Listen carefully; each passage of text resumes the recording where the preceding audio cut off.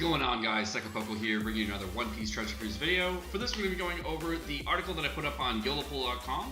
If you haven't checked out YOLOPOL.com, it's an amazing website that we all use and we're able to put our articles on there. There's a lot of great articles that are dropping almost every single day. So if you do want to check it out, go ahead and go to YOLOPOL.com or hit the link in the description below. It's also going to be somewhere on the screen, hopefully. If I can actually figure that out, I hope I can. So for this, we're going to be basically going over exactly what you can do when you're building a team. This article is mainly for people who are like either newer at One Piece Treasure Cruise or intermediate, and they're really not sure how to build teams well. So the biggest question I get asked on any stream is, hey, what team did you use for this, or what should I pull for this? How do I get these units to build me this content, and how do I make my teams better? There are tons of different things you can do. But here's an example of a free-to-play team that you can use to beat Ray Blasco Flamingo. There's also a lot of other characters you can use in this team that would be much, much better, but this is just an example. You can see we have like our friend captain, our captain, orb manipulators, damage reducers, HP cutters, delayers, all that stuff. And there's like lots of different things you can put in there. But one of the big things you gotta know is, how do you build for this? How do you like create this in your mind child and like try to make a team so that you can clear this content?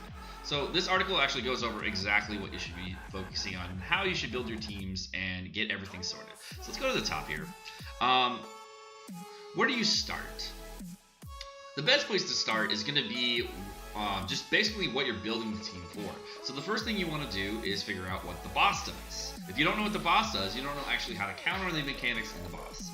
So the first thing you do is you say, okay, the boss does this. Okay. Now I know. Okay, so how do I get rid of that, or how do I get around it? You either want to go through their mechanic, or you want to go around their mechanic. And what I mean by through their mechanic is you have something that counters their specific mechanic, or you bring something that will allow you to live long enough to outlast their mechanic. So those are your two real options. You either go through or around. There are a couple different types of mechanics in the game that are really, really important to know about. The three different main types of mechanics in the game are debuffs that the boss puts on your character, buffs the boss puts on himself, or positive buffs that they put on you. And the most dangerous of which, in my opinion, is positive buffs that the boss puts on you, because it's very difficult to get rid of those. It used to be impossible, but it's not impossible anymore. Alright. So the list of debuffs, there's Paralysis, where you can get paralyzed for somewhere between 1 and 99 turns, and this can be removed by a paralysis reducer, like for example Mancherry. HP cut or damage, they're going to do either a flat amount of damage to you, or they're going to cut your HP by a certain amount, which can be dangerous, can be not dangerous, depending on how much the HP value is. You can even get bosses that cut your HP by up to 99%, so there are some cases where that does happen. The bosses can do preemptives with like up to 13,000 damage or even more than flat damage. So just know that that can happen to you right away in certain content. For bind, you can get your characters locked for a couple turns, which you can counter with either sockets or bringing a character that reduces bind. One of the best characters to get rid of both bind, despair, and I think it's paralysis. I'm pretty sure it's paralysis. Is 6-star plus Rayleigh. That's like one of the best characters to bring. You can always bring Kuma, just go to Bind Despair, or that's a new rare recruit Kuma. There's lots of different characters there. Now, one of the most dangerous mechanics that are against us right now is Orb Seal.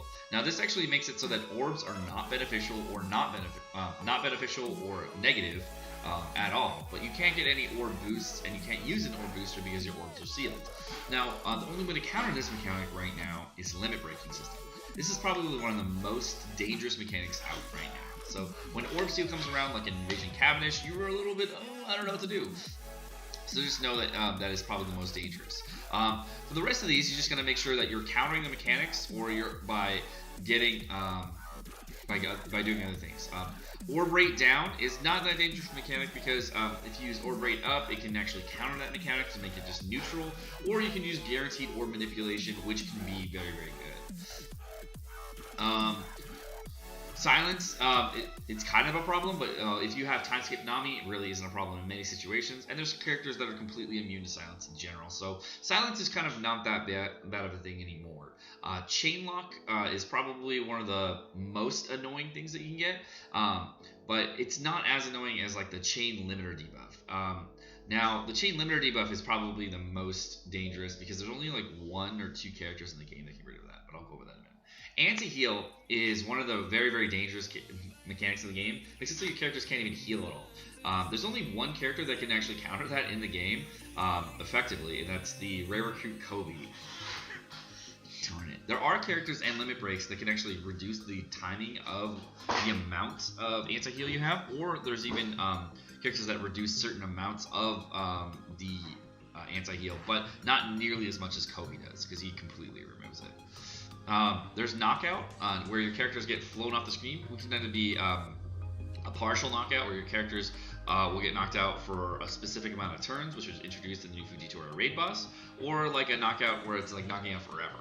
Then there's Special Interrupt, which is like a new mechanic brought in by the Bellamy raid, I believe, where if you use a special ability, you'll get countered.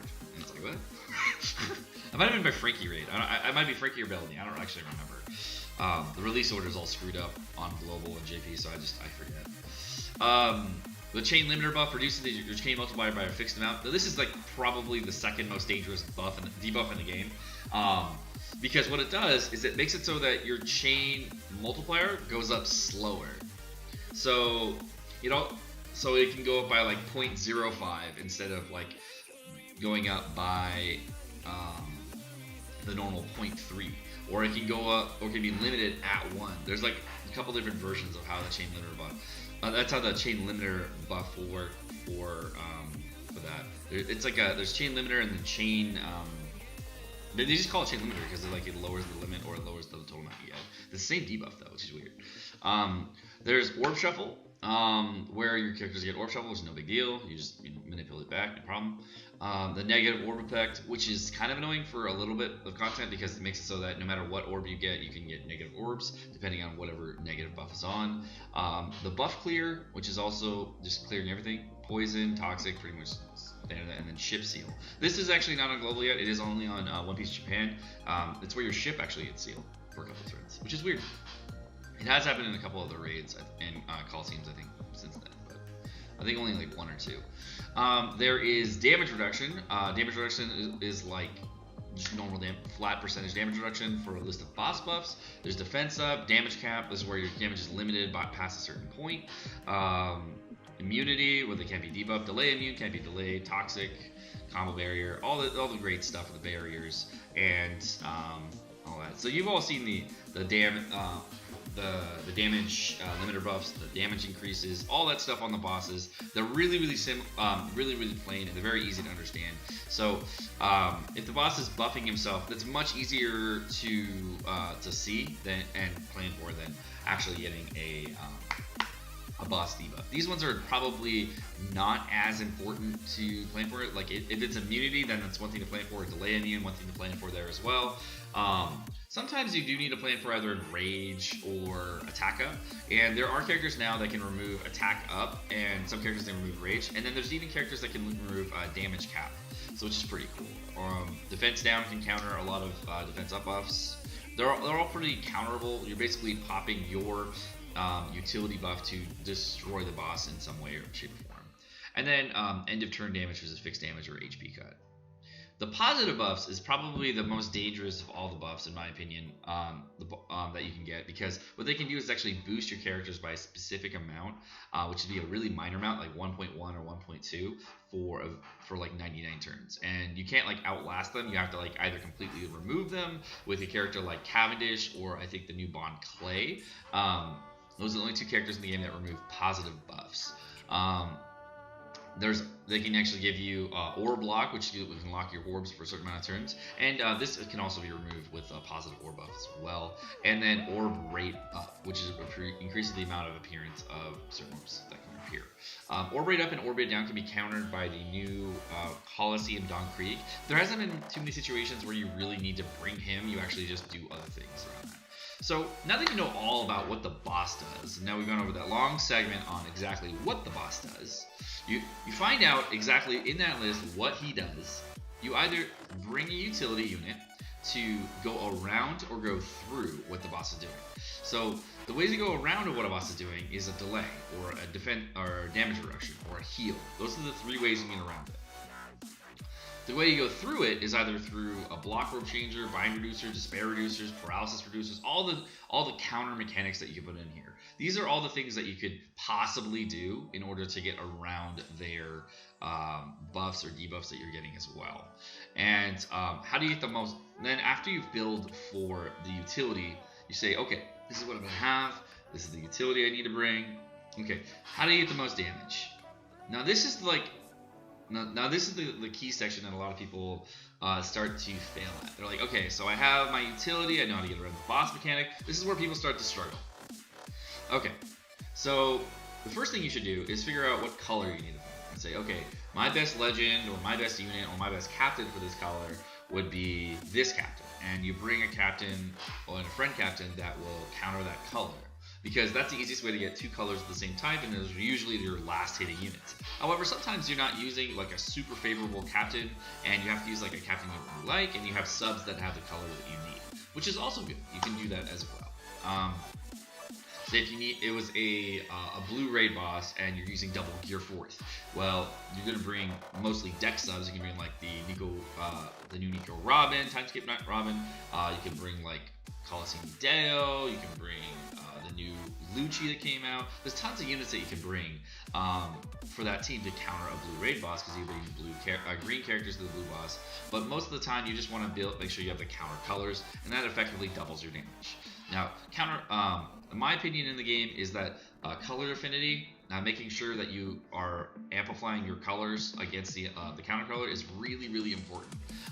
It's somewhat less important on like super god teams like Kainu or Timeskip Luffy, or now outcoming the new Sabo. It's going to be a little bit less important with those teams, but with most other teams, you're going to have to build for these. And in Coliseums, you really have to focus on them, because you're going to need to be doing 4 to like 9 million damage or something like that. You're going to have to do tons more damage. So the color affinity there really makes a big difference.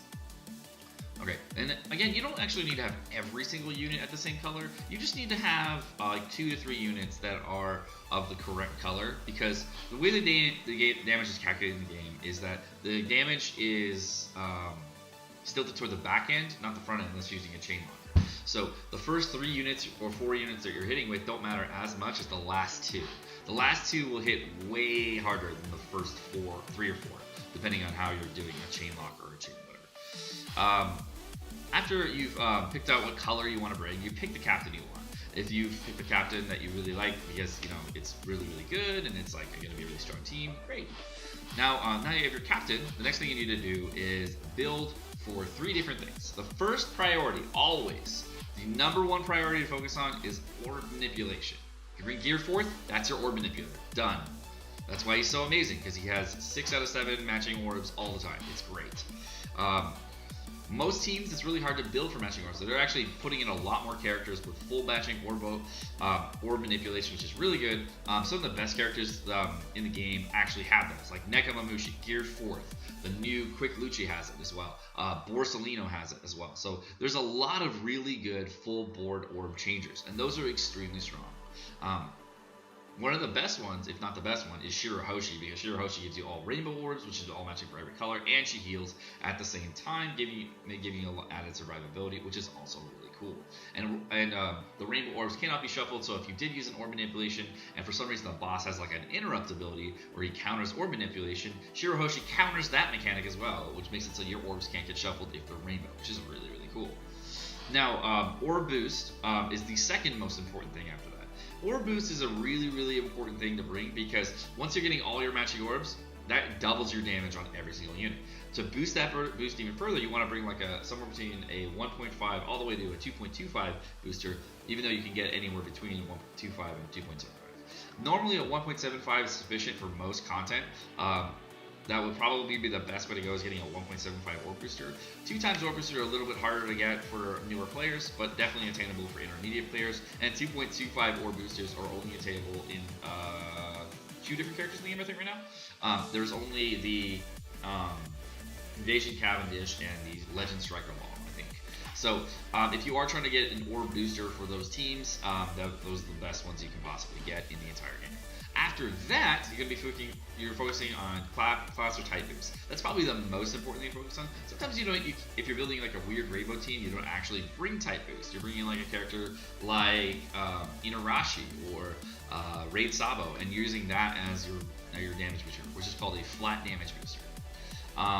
Going over orb manipulation, this is probably the hardest part in the game, and definitely a very difficult thing for newer players to fit on their team unless you get a legend that has all matching orbs. That's why Gear 4th Lucy and Nekomamushi are so good. That's why they're rated some of the top legends in the game. So many people put them at like either the top or like the second to the top, depending on what they're going to do, because they are just so strong, and their multipliers are really strong as well. Orb manipulation is probably definitely the easiest thing to get for those captains, but it's harder to forget for a lot of other teams.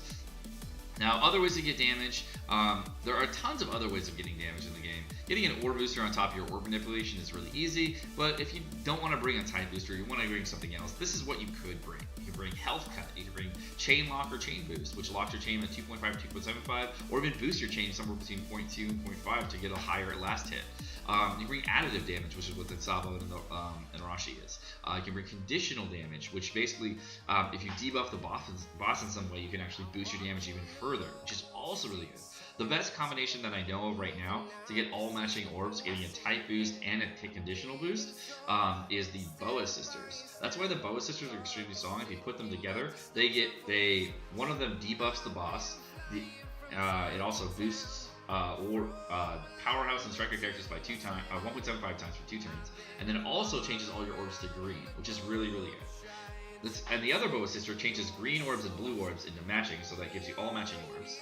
She will then also give you a 1.75 conditional boost for 2 turns, which is really strong already. And in addition to that,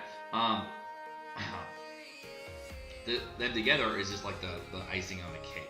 They're just stupid strong together. Most people want the Boa Marigold, which is the other sister that does conditional, more than the Boa Sandersonia, which is the other 3, because of how strong that conditional boost is. It's really strong. Then there's Color Affinity. This is probably the hardest buff to use in the game. I would recommend staying away from this if you're a newer player. This is a very weird buff to use. It can be either negative or positive depending on how you use it.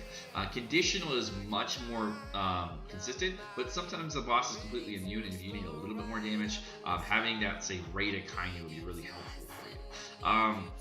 For damage, AoE damage is dealt to the whole room. Sometimes you need a wave clear. This is actually really helpful for many teams. Like you can see on the screen, I actually have a lot of different characters that just do wave clear. My Frankie does wave clear. My Aokiji does wave clear.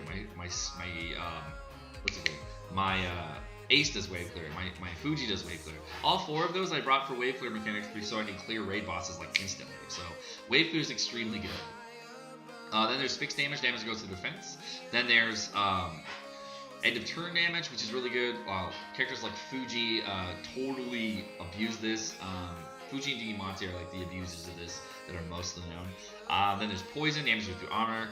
This is not the same thing as toxic, which is increasing damage poison, which is like Magellan, both raid and legendary. Then beyond that, you're gonna have to find out how to build the most optimal teams. Typically, in the most optimal teams, when you're building a really optimal team, you're gonna have like multiple orb booster, either multiple or 1 orb booster, and then type boosters. On the screen here, you can see I have an Aokiji team, which I'm probably going to be using with a Nekomamushi friend captain. What I do with this team is I'm actually going to be popping my, my sorry, I got a cough right now. My Ganfor special. It reduces my HP by 60%. Normally my HP is already going to be reduced by about 10 to 20%, maybe 30% by the time I get into the boss room when I'm using that. And then I'm going to pop in my Ganfor special, which reduces my HP by 60% and also boosts my damage by 1.75. I'm going to then pop my Danshin Jiao special, which boosts my orbs for 2 turns at 1.75 as long as my HP is below 30%. So they kind of sandwich together in like a really good combo. Then on top of that, I'm going to be popping my Aokiji special, Now, Kiji Special is going to give me an extension to my Orb buff to 3 turns, which allows me to bring it into another room, into a Coliseum, which is really cool. On the screen, and then finally, I'm going to be popping my friend Nekamushi to get all matching orbs on my characters, which is really, really good. So I'll be able to kill anybody in that first room in a Coliseum. Then when I go to the next room, I'm just going to have the Danchin Jiao special up. They're going to shuffle my orbs, do whatever they're going to do. I'm going to pop my Nekamushi special, which gives me full matching orbs and boost me as long as the boss is delay immune, which usually they are in Coliseum on the last stage. Then I'm also going to be popping my Conjuro special, which will have a 2.75 chain lock. So I'll have full matching orbs in both rooms. I will have a chain lock as well as an orb boost on my characters.